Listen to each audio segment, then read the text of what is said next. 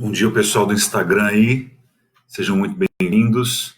Nós estamos começando, são 10h30, nós estamos começando aqui a nossa transmissão, nossa live do culto de hoje, e a gente vai até às 11h15, tá bom? Então, eu fico feliz de você estar aqui comigo nesse momento. E o pessoal aqui do Facebook também, sejam muito bem-vindos. A gente começa a nossa transmissão agora.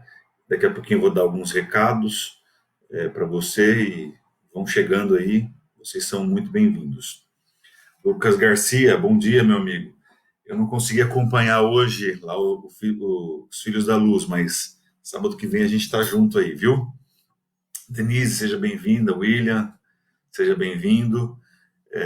Então, nesse momento nós vamos já começar aqui nossa transmissão e eu quero... Aliás, a transmissão já começou.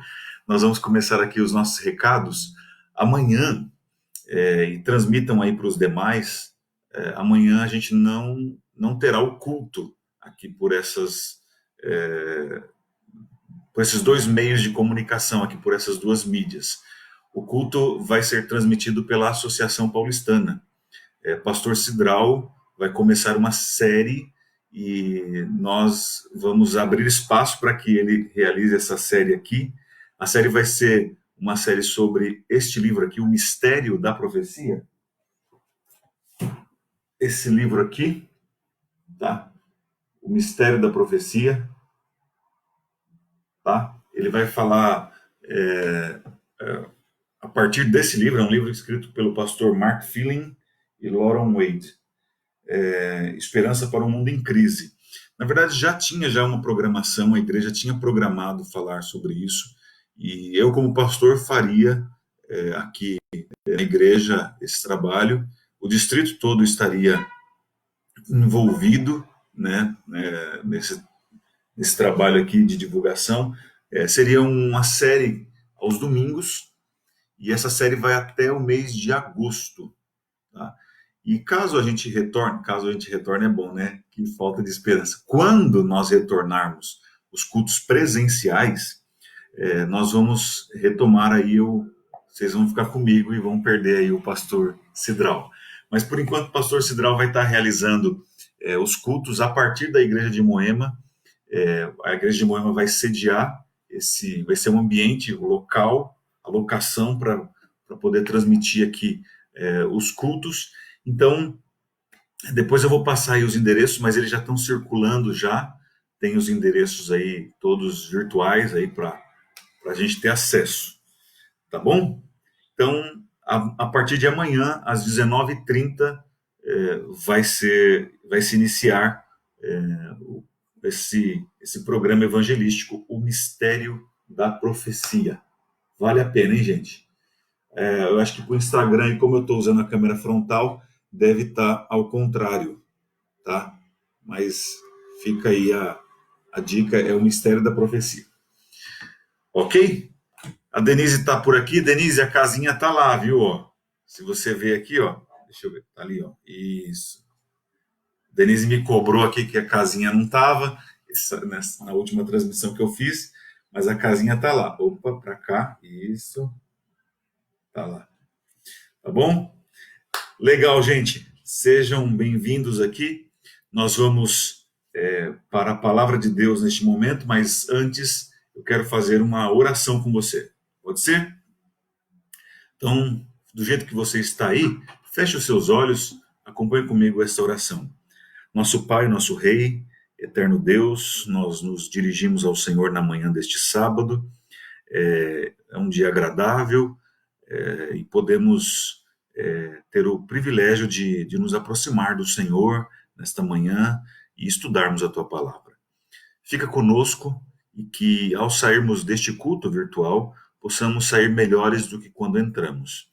Senhor, dá-nos facilidade para compreender o texto e a mim concede também, Senhor, esta facilidade.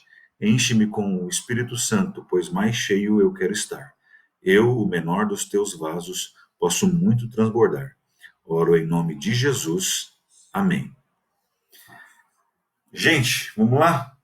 Abram a Bíblia em Jó, livro de Jó. A gente vai ler aqui no capítulo. A gente vai ficar no capítulo 1, tá?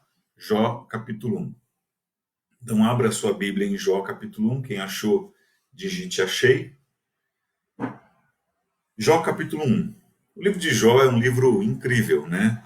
E a gente só vai arranhar a superfície do livro aqui, mas Jó é um livro que você conhece por vários versículos aqui que você encontra, né? Tem lá Jó 19, 25, né? Eu sei que o meu Redentor vive e que por fim se levantará sobre a terra. Olha que coisa bonita, né? Que poético, que poético assim para nós aqui, né? Em português é uma coisa maravilhosa, né? Linda.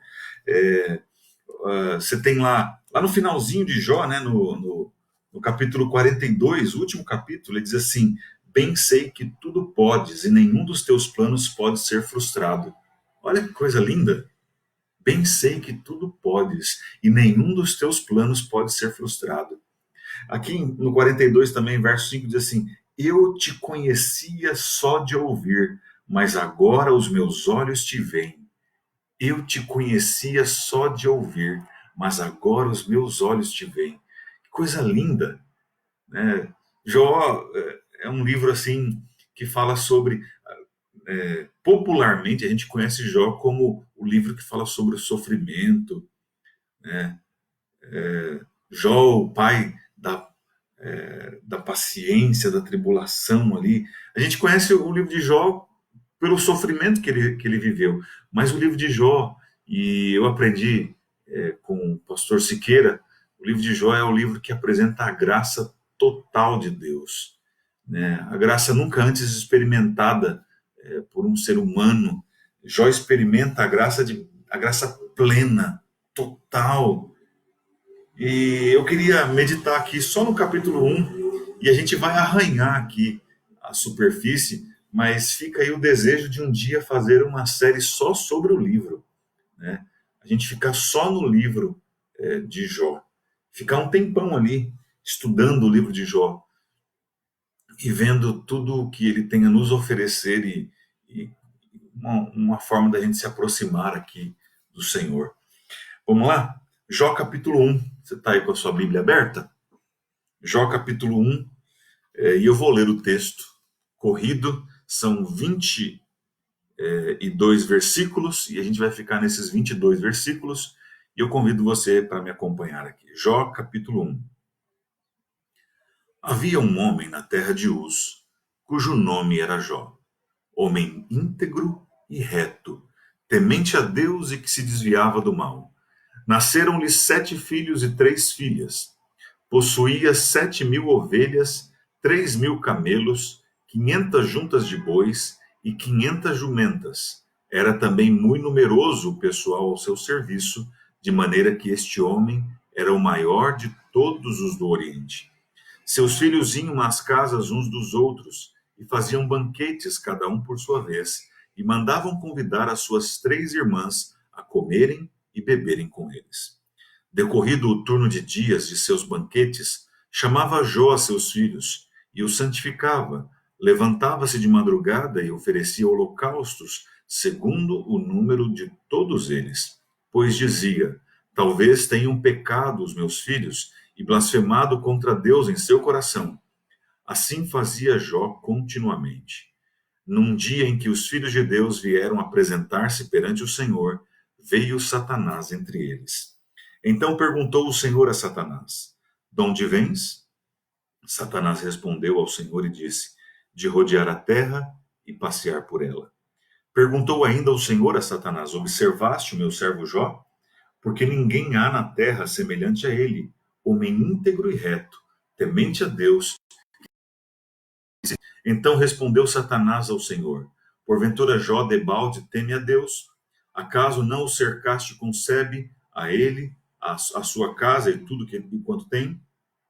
A obra de suas mãos abençoaste, e os seus bens se multiplicaram na terra. Estende, porém, a mão e toca-lhe em tudo quanto tem, e verás se não blasfema contra ti na tua face. Disse o Senhor a Satanás: Eis que tudo quanto ele tem está em teu poder. Somente contra ele não estendas a mão.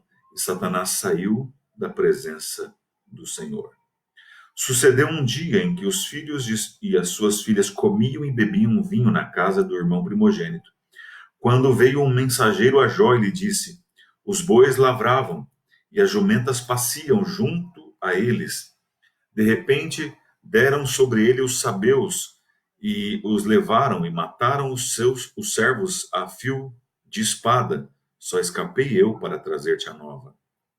Falava este ainda quando veio outro e disse: Fogo de Deus caiu do céu e queimou as ovelhas e os servos e os consumiu. Só eu escapei para trazer-te a nova. Falava este ainda quando veio outro e disse: Dividiram-se os caldeus em 3 bandos, deram sobre os camelos, os levaram e mataram os servos a fio de espada. Só eu escapei para trazer-te a nova. Também este falava ainda quando veio outro e disse: Estando teus filhos e tuas filhas comendo e bebendo vinho em casa do irmão primogênito, eis que se levantou grande vento do lado do deserto e deu nos 4 cantos da casa, a qual caiu sobre eles e morreram. Só eu escapei para trazer-te a nova. Então Jó se levantou, rasgou o seu manto, rapou a cabeça e lançou-se em terra e adorou. E disse: Nu saí do ventre de minha mãe e nu voltarei. O Senhor o deu e o Senhor o tomou. Bendito seja o nome do Senhor. Em tudo isto Jó não pecou, nem atribuiu a Deus falta alguma. Texto incrível, né? Extraordinário. Nos ajuda muito na nossa jornada cristã, na nossa caminhada aqui nessa terra. A gente muitas vezes reclama da vida, né? A gente reclama de várias coisas na vida, né? E eu não estou querendo dizer com isso que você seja uma má pessoa, mas é que a vida é muito complexa, né? A vida é complicada mesmo. E às vezes os pregadores no púlpito fazem a vida parecer ser simples, né? Ser fácil. E a gente encontra solução para tudo como pregadores, né? A gente diz assim, ó, para isso aqui tem solução, para isso aqui, para isso outro tem solução. E às vezes até para alguns pode parecer que o pregador é bastante superficial ao achar que a vida ela é muito simples, mas eu reconheço a complexidade da vida. Outros pregadores reconhecem a complexidade da vida. E quando a gente olha para Jó, a gente até fala assim: nossa, que história maravilhosa, que história incrível. Jó superou tudo, Jó foi fiel, Jó manteve o seu relacionamento com Deus. Mas você já parou para pensar que Jó não sabia o desfecho da história quando ela estava se desenrolando? Dá licença que eu vou tomar só um pouquinho de água. Jó não sabia o desfecho da história? Nós sabemos o desfecho da história porque ela já aconteceu. E a gente tem ela escrita. E a gente fala assim, nossa, Jó sofreu, e aí vieram os amigos, e a gente não vai entrar nessa parte dos amigos, né? Mas vieram os amigos e ficaram naquele diálogo ali com Jó, e tentaram dissuadi-lo, mudar ele de ideia, convencê-lo de que ele estava pecando. Claro, no primeiro momento não foi essa a ideia, os amigos vieram para consolar mesmo, mas aí depois eles começaram a tentar convencer Jó de que ele tinha algum pecado, algum erro, para tudo isso estar acontecendo com ele. E aí a gente vê o desfecho, e aquilo que eu li para vocês lá do capítulo 42 é o desfecho. Ele fala assim: bem sei que os teus planos não podem ser frustrados. Ele fala assim: antes eu te conhecia só de ouvir, agora os meus olhos te veem. E aí a gente conclui aquilo, a gente fala assim: não, Jó sabia. Quer dizer, a gente conclui inconscientemente, né? Ah, Jó sabia desde o princípio que ele estava sendo cuidado e amparado por Deus, mas não. Raciocinem um raciocínio simples vai levar a gente a essa ideia que eu vou falar agora. Enquanto aquilo estava acontecendo com Jó, ele não sabia o desfecho da história. Então, o que foi que deu forças para o patriarca? O que foi que levou ele a ser sustentado no meio da crise? E a crise dele aqui foi uma crise sem precedentes. Eu acho que isso nunca aconteceu com nenhum de nós. E tomara que nunca venha a acontecer com nenhum de vocês, comigo também não. Mas é muito interessante como o texto está estruturado. Moisés, e a gente crê que foi Moisés que escreveu, Moisés, ao escrever aqui, e a gente vai ficar só no capítulo 1, Moisés trabalha de um jeito para construir é, uma ideia aqui. E você não precisa saber hebraico, esse texto foi escrito em hebraico, você não precisa saber hebraico para descobrir, é só você ser um leitor atento do texto. Presta atenção aqui. Três coisas o texto vem apresentando para o leitor. Olha só, vamos lá para o capítulo 1 e a gente vai fazer uma retomada atenta, porque a gente fez uma leitura corrida do texto e agora a gente vai fazer uma leitura atenta do texto. Ler com atenção o texto. Havia um homem na terra de Uz cujo nome era Jó, homem íntegro e reto, temente a Deus e que se desviava do mal. Então, veja só, o primeiro dado, a primeira informação que Moisés nos oferece sobre Jó tem a ver com a integridade do patriarca, tem a ver com a integridade de Jó, tem a ver com o relacionamento que Jó tinha com Deus. Ele era íntegro e reto, temente a Deus e que se desviava do mal. Esse é o primeiro ponto. E a gente tem que entender que aqui está numa ordem de importância mesmo. Primeiro, Deus. Primeiro, o relacionamento com o eterno. Primeiro, o relacionamento com o Senhor. Era isso que era prioridade na vida de Jó. E aí depois, verso 2, assim, nasceram-lhe 7 filhos e 3 filhas. Tinha 10 filhos, Jó. Aí o texto vai no verso 3. Possuía 7.000 ovelhas, 3.000 camelos, 500 juntas de bois e 500 jumentas. Era também muito numeroso o pessoal ao seu serviço, de maneira que este homem era o maior de todos os do Oriente. Os 3 primeiros versículos, eles vão funcionar como uma espécie de regente do capítulo 1 aqui. E aí tudo vai se desdobrar em torno desses 3 primeiros versículos. Jó era temente a Deus, se desviava do mal, e ele era íntegro e reto. Ele tinha 7 filhos e 3 filhas. Primeiro, o texto vem falando do relacionamento do patriarca com Deus. Num segundo momento, vem falando da família do patriarca. E em terceiro, vem falando daquilo que ele possuía. Aí vem apresentando a empresa de Jó. Fala que ele tinha 7.000 ovelhas, 3.000 camelos, 500 juntas de bois, 500 jumentas, e era muito numeroso o pessoal ao seu serviço, de maneira que este homem era o maior de todos os do Oriente. E aí a história vai ser contada, vai ser desdobrada diante dos olhos do leitor. Aí a gente começa a ler o seguinte: seus filhos iam às casas uns dos outros e faziam banquetes, cada um por sua vez, e mandavam convidar as suas 3 irmãs e a comerem e beberem com eles. Decorrido o turno de dias de seus banquetes, chamava Jó a seus filhos e os santificava, levantando-se de madrugada e oferecia holocausto segundo o número de todos eles, pois dizia: talvez tenham pecado os meus filhos e blasfemado contra Deus em seu coração. Assim o fazia Jó continuamente. Veja, o texto não está dizendo que os banquetes realizados pela família de Jó eram banquetes pecaminosos, não é nada disso. O texto está dizendo que Jó fala assim: talvez eles tenham pecado, e o banquete em si não era o pecado. Talvez eles tenham cometido algum pecado e eles tenham blasfemado contra o Eterno, contra o Senhor. Então Jó chamava eles para o culto e realizava o culto com eles. E oferecia sacrifícios a Deus.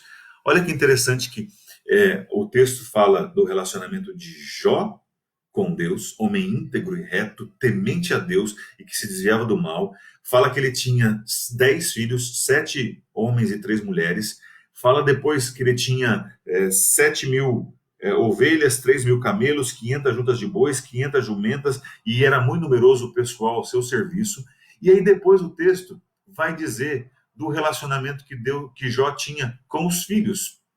O que Jó fazia com a fé que ele tinha? O que Jó fazia com a espiritualidade que ele tinha? Bem, ele não era um monge enclausurado, e ele não mantinha uma fé limitada às quatro paredes do seu quarto, ou simplesmente aos muros da sua fortaleza. Eu estou imaginando aqui coisas. Jó, ele tinha uma fé que era evidenciada na prática diária, no dia a dia, no relacionamento com a família. A fé de Jó não era uma fé simbólica, não era uma fé abstrata. Ela se concretizava, ela se materializava quando ele realizava os cultos e ele chamava os filhos para perto. Muitas lições a gente podia extrair aqui, né? Muitas, mas muitas lições mesmo, né? A fé de Jó não era uma fé mística, não era uma fé que ficava no campo das ideias, ela ia para a prática. Era uma cabeça que pensa, né? Um coração que sente, mas mãos que agem. Mãos que agem, né? E aí, o texto diz que ele se relacionava com os filhos e ele, de alguma maneira, colocava os filhos em contato com o Eterno. E aí o verso 6, de repente, parece que ele muda. Há uma mudança que é abrupta no texto. E ele fala assim: num dia em que os filhos de Deus vieram apresentar-se perante o Senhor, veio também Satanás entre eles.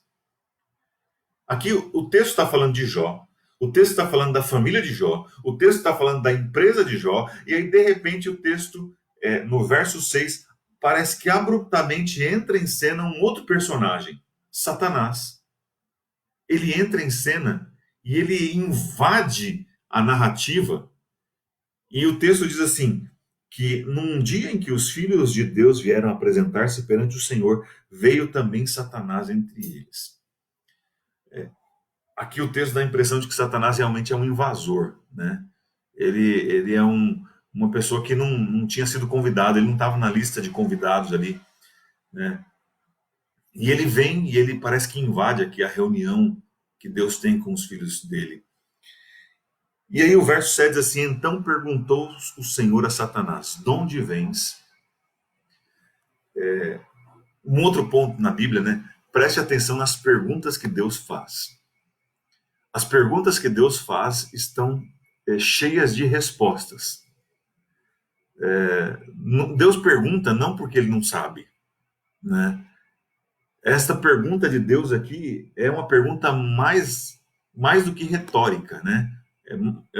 Ela é retórica, ela não é uma pergunta porque Deus quer saber a origem, da onde ele está vindo. Deus quer fazer pensar aqui. E o leitor também tem que pensar naquilo que Deus está desejando aqui. E o texto fala assim: da onde você está vindo? E aí Satanás responde ao Senhor: de rodear a terra e passear por ela. Rodear a terra e passear por ela. Aqui, uma leitura literal, a gente pensa, não, o diabo está dando voltas no planeta, né? Ele está rodeando a terra, e aqui está a prova de que a terra ela é esférica, ela é redonda, e aqui toma terraplanista, né? O terraplanista está errado, mas isso aqui não é uma prova, não é uma evidência bíblica de que a terra seja redonda, não é nada disso. Aqui é uma expressão idiomática, é um hebraísmo. E Satanás está dizendo assim: olha, eu tenho o controle do planeta. Você tá perguntando, Senhor, de onde eu estou vindo? E eu te respondo: eu estou aqui porque eu estou representando o planeta Terra. De rodear a Terra e passear por ela é a ideia de que ele tem domínio. É a ideia de que ele não é barrado na alfândega, ele não precisa de passaporte, ele não precisa de visto. Satanás está dizendo assim que ele circula pela Terra livremente, de que ele é o príncipe deste mundo, de que ele tem o domínio, de que ele é o representante do planeta, e ele vai diante de Deus diante de Deus, nesta ousadia, eu sou o representante daquele pequeno planeta azul em rebelião. Da onde eu venho, eu sou o representante deles. É por isso que eu estou aqui nessa reunião. Perguntou ainda o Senhor a Satanás: observaste o meu servo Jó? Aí você vai falar assim: puxa vida, Satanás fala que ele está dominando o mundo, e aí Deus faz uma outra pergunta que parece que não tem nada a ver, né? Você olhou para o meu servo Jó? Mas se você parar para prestar atenção no diálogo que está acontecendo aqui, é um conflito. O diabo chega nessa reunião aqui, Deus pergunta: quem você representa? Por que você está aqui? E ele está ali, e ele fala assim: eu rodeio a terra e passeio por ela, eu ando livremente por ela, eu tenho liberdade para andar por ela, porque eu sou o representante, eu sou o príncipe da terra. Aí Deus fala assim: não, você olhou para Jó? Cara, que coisa incrível! Que coisa incrível isso daqui! O diabo fala assim: eu sou o representante do planeta. Aí Deus fala assim: não, você não é. Jó tá lá. Ó, chega. Eu não sou um cara místico, mas chega até a arrepiar isso daqui, viu? Dá vontade de chorar. Deus olha para Jó e fala assim: Jó é meu representante. Jó me representa. Jó representa a terra diante de mim. Gente, que coisa! Eu não quero colocar um peso sobre os seus ombros, mas você já parou para pensar o que Deus pensa a seu respeito? Veja, Deus te ama, você realmente é importante, e eu não quero colocar, de fato, eu não quero colocar um peso sobre as suas costas, mas já parou para pensar o que Deus pensa a seu respeito? Irmãos, eu sei que a gente às vezes, e esse meu discurso pode gerar em você um sentimento errado, né? De você querer oferecer para Deus aquilo que você não é. Mas eu posso te dizer uma coisa: Deus pode transformar você. Deus pode me transformar. E, aliás, mesmo eu com todas as minhas falhas, e eu não estou colocando Jó num pedestal, que ele era um ser que não pecava, que ele não tinha erros na vida dele, que ele não tinha falhas. Jó tinha falhas na vida dele. Jó tinha falhas, Jó tinha pecado, Jó tinha erro. Não é isso. Eu só estou dizendo que ele tinha um coração voltado para Deus. E eu quero chamar a sua atenção para isso aqui nessa manhã. 10h58. Eu quero chamar a sua atenção para isso. Jó representava o planeta. E Deus fala assim: observaste o meu servo Jó? Porque ninguém há na terra semelhante a ele, homem íntegro e reto, temente a Deus e que se desvia do mal. Aqui é Deus falando. No verso 1 era Moisés registrando. Moisés descrevendo Jó. Aqui não, aqui é fala de Deus. Claro, Moisés que registra, né? Mas aqui Deus falou: observaste o servo Jó, porque ninguém é na terra semelhante a ele, homem íntegro e reto, temente a Deus e que se desvia do mal. Gente, coisa linda de ler, de ver. Às vezes a gente olha para o ser humano e quando a gente lê a Bíblia também, a gente vê que a Bíblia não tem assim uma descrição muito bonita do ser humano, da humanidade, né? O ser humano sempre é visto como o causador dos problemas, né? Você vê pelas histórias da Bíblia, né? Você vê lá, por exemplo, a Arca de Noé. Os animais obedecem e os homens não. Você vê a história de Jonas. Todo mundo obedece, né? Todo mundo obedece, menos o profeta, né? Até o grande peixe obedece à voz de Deus e o profeta não. Então a gente vê essa descrição não muito favorável à humanidade na Bíblia. Mas aqui a gente vê uma descrição que Deus fala assim: olha, Jó é íntegro e reto, ele me teme, ele se desvia do mal. E aí Satanás fala: então respondeu Satanás: porventura Jó de balde teme a Deus? É por acaso que ele teme ao Senhor? Satanás está lançando aqui uma ideia de que Jó é um interesseiro. Jó só faz as coisas para Deus porque Deus lhe cerca de proteção. Jó é um interesseiro, é isso que Satanás está dizendo. Ele faz isso, claro, você protege ele. E é isso que ele fala assim, verso 10. Acaso não o cercaste com sebe? A ele a sua casa e tudo quanto ele tem serve a uma cerca viva, uma cerca de espinhos.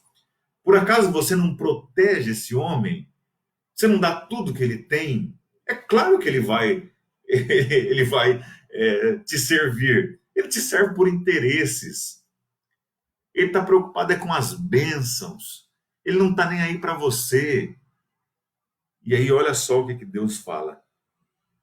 Aliás, Satanás ainda fala, né? A obra de suas mãos abençoaste, e os seus bens se multiplicaram na terra. Estende, porém, a mão e toca-lhe em tudo que tem, e verás se não blasfema contra ti na tua face. Disse o Senhor a Satanás. Agora é Deus falando. Eis que tudo o que ele tem está em teu poder. Somente contra ele não estendas a mão. E Satanás saiu da presença do Senhor. Olha que coisa. Jó não sabia disso que estava acontecendo. Essa é uma cena que ficou oculta aos olhos do patriarca. Ele não tinha noção do que estava acontecendo entre Satanás e Deus. E aí o texto diz assim, verso 13: Sucedeu um dia em que os filhos e suas filhas comiam e bebiam vinho na casa do irmão primogênito, que veio o mensageiro a Jó e lhe disse: Os bois lavravam, as jumentas pasciam junto a eles, de repente deram sobre eles os sabeus e os levaram e mataram ao fio da espada, e só escapei eu para trazer-te a nova. E aí o verso 16: Falava este ainda quando veio outro e disse: Fogo de Deus caiu do céu e queimou as ovelhas e os servos e os consumiu, e só eu escapei para trazer-te a nova. Falava este ainda quando veio outro e disse: Dividiram-se os caldeus em 3 bandos, deram sobre os camelos e os levaram e mataram os servos a fio de espada. Só escapei eu para trazer-te a nova. Veja, 3 mensageiros, 3 notícias, 3 desgraças que tem a ver com aquilo que Jó possuía. Tem a ver com o que eu chamei de empresa de Jó. Aqui Jó vem perdendo, ele perde os animais, ele perde os empregados. A perda de Jó começa a partir daqui. Interessante que, se você for ver aqui no relato dos 3 primeiros versículos, na verdade, o terceiro versículo do capítulo 1 é que fala do que eu estou chamando aqui de empresa de Jó. O verso 3 assim: possuía 7.000 ovelhas, 3.000 camelos, 500 juntas de bois e 500 jumentas, e também era também muito numeroso o pessoal ao seu serviço, de maneira que este homem era o maior de todos os do Oriente. O verso 3 aqui é a primeira coisa que Jó perde. Ele perde isso daqui. O que lá no início Moisés tinha descrito como a empresa dele, que eu estou chamando de empresa, ele perde aqui dos versos 13 ao verso 17. 13 a 17 é o que ele perde. Ele perde a empresa. E veja só o que acontece no verso 18. Também este falava, ainda quando veio outro e disse: Estando teus filhos e tuas filhas comendo e bebendo vinho em casa do irmão primogênito, eis que se levantou grande vento do lado do deserto, e deu nos 4 cantos da casa, a qual caiu sobre eles e morreram. Só eu escapei para trazer-te a nova. A primeira coisa que Jó perde é a empresa. A segunda coisa que Jó perde são os filhos. E se você ver aqui, os filhos foi a segunda coisa que Moisés descreveu no capítulo 1, no verso 2. Nasceram-lhe 7 filhos e 3 filhas. Você está percebendo que a ordem aqui está invertida? Primeiro, Moisés, no capítulo 1, verso 1, narra, primeira coisa, ele fala da fidelidade de Jó, do relacionamento que o patriarca tinha com o Eterno. Segundo versículo, Moisés fala a respeito da família de Jó. Nasceram-lhe 7 filhos e 3 filhas. Depois, no verso 3, possuía 7.000 ovelhas, 3.000 camelos, 500 juntas de bois e e 500 juntas de bois e 500 jumentas. Era muito numeroso o pessoal ao seu serviço. Esse é o terceiro versículo. E aí, quando Satanás vem e põe a mão sobre a família, sobre aquilo que estava em torno do patriarca, a primeira coisa que ele perde é a empresa, versículo 3. A segunda coisa que ele perde são os filhos, versículo 2. E aí, o que o leitor atento vai esperar que ele perca? Isso, é isso mesmo. O leitor atento vai esperar assim, bem, ele vai perder a fé. Jó vai perder a integridade. Porque o capítulo 1 diz assim: havia um homem na terra de Uz, cujo nome era Jó, homem íntegro e reto, temente a Deus, que se desviava do mal. Pronto, é isso que ele vai perder. E é isso que Satanás está esperando que ele perca, desculpa. É isso que Satanás está esperando que ele perca. Jó vai perder a fé. Jó vai perder a integridade. Jó vai blasfemar contra Deus. Mas olha o que acontece. Verso 20. Verso 20 diz assim: então Jó se levantou, rasgou o seu manto, rapou a cabeça e lançou-se em terra. E o que ele fez? A Bíblia diz que ele não blasfema. Ele não blasfema. Ele não perde a fé. Ele não deixa de ser íntegro. Ele rasga sua roupa, ele raspa a cabeça e ele lança-se em terra. E a Bíblia diz que ele adora. Irmãos, eu tive um professor chamado Amin Rodor e ele falava assim: o louvor é mega poder. Surpreende até o diabo. Irmãos, o que o diabo esperava era que o patriarca blasfemasse contra o eterno. Porque ele perdeu a empresa, ele perdeu os filhos, e a terceira coisa que a narrativa ali vai sendo construída é para que ele perca a fé. Mas o texto vem, e aqui está o elemento surpresa do texto. Jó não perde a sua integridade. Ele se lança em terra e ele adora. Jó não era masoquista. Ele não gostava de sofrer. E eu imagino que nenhum de nós goste de sofrer. E olha o exemplo do patriarca. Ele está sofrendo, mas ele não blasfema contra Deus. Ele se lança em terra e ele adora a Deus. E isso surpreendeu, irmãos, até o diabo. Porque o diabo é previsível. Ele lança coisas e ele espera determinados resultados. E quando isso não acontece, isso é louvor ao Eterno. Isso é louvor a Deus. Jó adora. Jó adora a Deus. E ele disse, verso 21, nu saí do ventre da minha mãe, e nu voltarei. O Senhor o deu, e o Senhor o tomou. Bendito seja o nome do Senhor. Nessa manhã de sábado, 11h08 da manhã, eu e você estamos sendo inspirados, motivados pelo texto bíblico. A gente olha para essa história e ela enche o nosso coração de esperança. Ela faz a gente ficar nos trilhos, ser sintonizado com o céu. E a gente descobre que o Filho de Deus sofre. Tem uma igreja por aí que na década de 80 e 90 usava um slogan assim: pare de sofrer. Aí quando você olha para a história de Jó, você descobre que Deus não espera que a gente não sofra aqui. Sofrimento é parte da existência humana. Lembra que eu disse que a vida humana é complexa? A vida humana é muito complexa. E sofrimento é parte da história de pecado desse planeta. E da história de pecado dessa humanidade. Então, querendo ou não, em algum momento da vida eu e você vamos sofrer. Eu e você vamos passar por provas. Mas sabe o que Jó experimentou aqui? Jó experimenta a graça num nível estratosférico. É a graça total de Deus sendo derramada sobre o ser humano. E eu queria te convidar na manhã deste sábado para juntos nos apegarmos à revelação de Deus. E se você sofre por alguma coisa, que a graça seja superabundante diante desse sofrimento.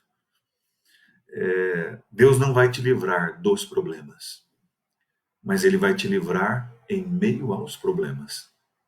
Problemas acontecerão na história dos filhos de Deus, mas nós seremos envolvidos por uma graça tão superabundante que o sofrimento que nós teremos aqui não se para o eterno peso de glória, como Paulo diz, na vida futura. Gente boa, obrigado por me acompanharem até aqui. Quero orar com vocês neste momento, para que juntos possamos passar por tudo que estamos passando e dizermos para Deus: nu saí do ventre da minha mãe e nu voltarei. O Senhor o Deus, o Senhor o deu, o Senhor o tomou. Bendito seja o nome do Senhor. Vamos orar? Senhor, eterno Deus, nosso Pai e nosso Rei, nós nos aproximamos do Senhor com humildade, com gratidão no coração, por essa história de Jó. Obrigado porque ela está registrada para o nosso benefício. Chegou até nós aqui e certamente abençoará a todos os internautas, a todos aqueles que estão aqui nesse culto online virtual. Fica com os meus amados aqui da Igreja Central de Osasco. Fica com os meus amados aqui da Igreja do Kennedy. Com amados irmãos e amigos que estão nos acompanhando de outras igrejas aqui de São Paulo. Que a tua bênção esteja com eles, Pai. Que eles sintam neste momento a paz que excede todo entendimento. A paz que só Jesus pode dar. E que ao experimentarem desta graça total e plena de Deus, nós possamos viver uma vida aqui com os pés nesta terra, com os olhos nos céus. Que possamos viver para o Senhor, através do Senhor. E que a nossa vida seja um cheiro de vida para a vida, seja o bom perfume de Cristo. Que as pessoas, ao olharem para nós, possam perceber que tivemos um encontro contigo. Fica conosco durante todo este sábado e que esta paz de Jesus, essa graça, possam nos acompanhar. Eu oro em nome de Jesus Cristo. Amém. Shabbat Shalom para você, que seja um sábado de paz, um sábado pleno, íntegro, que você viva a vida, que seja o clímax do seu viver este dia. Deus te abençoe, Deus te guarde. Tchau, gente, um abraço.